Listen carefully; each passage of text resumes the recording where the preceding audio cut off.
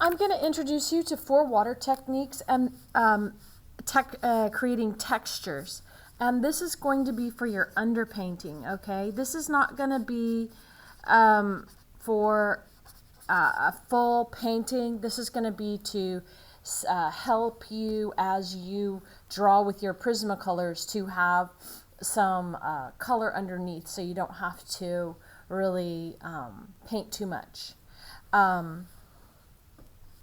So one thing you want to make sure is that the colors remain transparent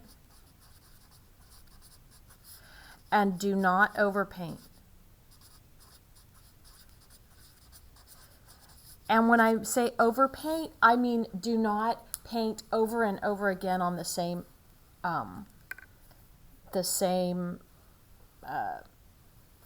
spot.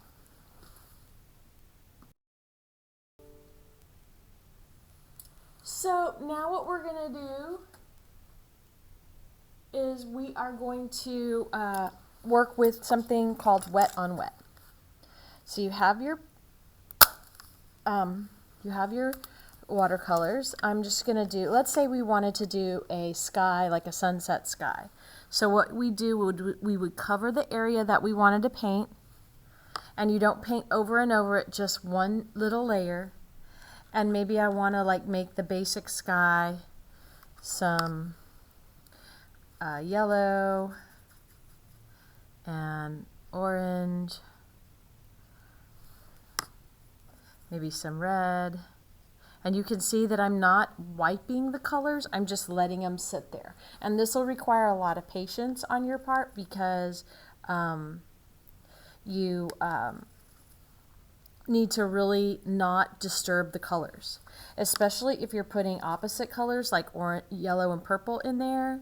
You're going to need to let it just sit there. So it's almost like a tie-dye effect. So that's one thing that I want you to try in your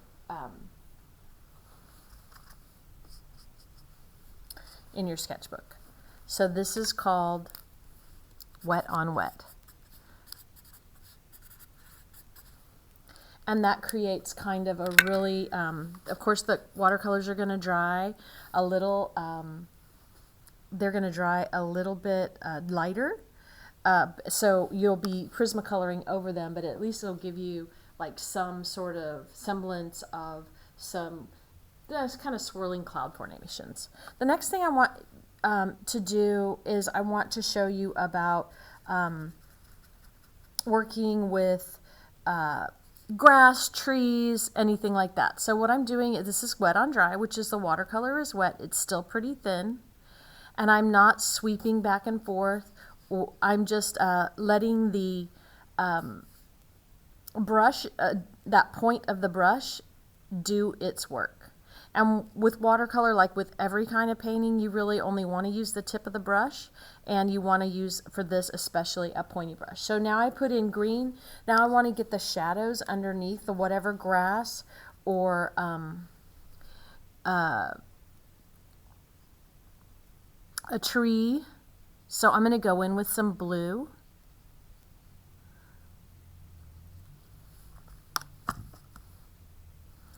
And then I might do green again. You don't want these to really blend. You just want them to lay side by side. You could even go with some purple underneath to get some deep shadows. Please rise to the pledges of the American and Texas flag, followed by a moment of silence.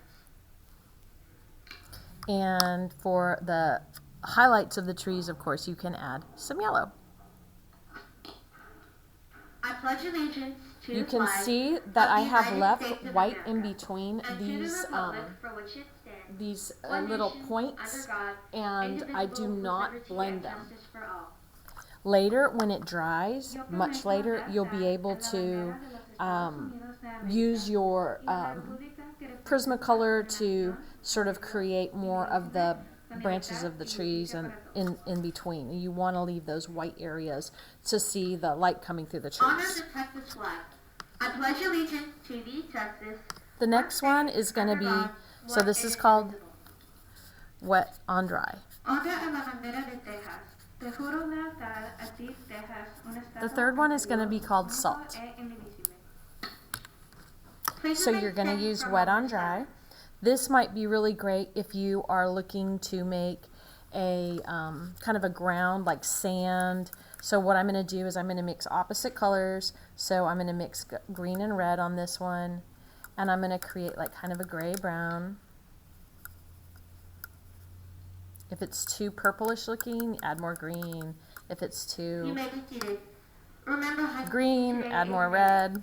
Teachers, please remember to check your do not admit list. You can of also students add a who are little in bit of quarantine. yellow to create that kind of Advocacy gray, teachers, dusty please ground. pass out IDs that were collected before Thanksgiving break.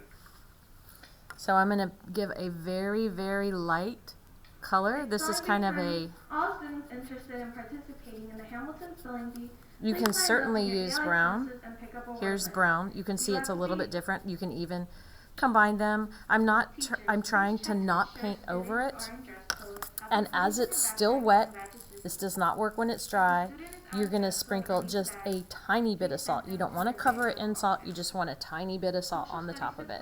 That is going to absorb the paint, and it's going to create kind of a bumpy, rocky look. Students who do not ride a bus are reminded to exit the campus each day by way of 20 seconds. The last one is going to be called dry brush. Is not permitted. Thank you for your And this compliance. is really great if you're creating the bark of trees, any kind of bark. So you're going to take your brush, you're going to dry it off a little bit. Let's say I want to keep this same color of brown. I'll add a little bit of brown to it. Students, remember that today the library will be open from 4 to 4:30. Today the library will be open from 4 to 4:30. I want kind of a gray. Remember, Huskies, today is an A-Day. Have a great day, Huskies. And so what I'm going to do is I'm going to make sure my brush is dry. I'm going to use this very side of the brush and, oops, I'm going to pull it down. You may even, and this will create kind of a grainy texture. And you can create kind of, you can certainly go different directions. I like to go one direction for tree bark. And that's a great way to create kind of rocks or trees. And this will be a great underpainting for your Prismacolor drawing. So please complete this in your sketchbook as practice.